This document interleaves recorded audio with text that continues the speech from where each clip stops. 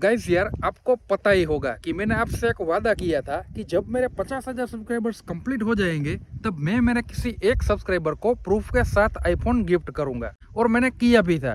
मैंने मेरे एक सब्सक्राइबर को आईफोन 14 प्रूफ के साथ गिफ्ट किया था। तो गाइस अब बारी है दूसरे गिव अवे की। तो गाइस मेरे कैसे भी करके 1 लाख सब्सक्राइबर कंप्लीट करवा दो और इस बार मैं एक नहीं बल्कि दो सब्सक्राइबर को 50-50 हजार रुपए कैश दूंगा, और वो भी ठीक पहले की तरह प्रूफ के साथ। तो गाइस अब देर किस बात की, जल्दी से मेरे वीडियो को लाइक करो, चैनल को सब्सक्राइब करो और मेरे 1 लाख सब्सक्राइबर कंप्लीट करवा दो।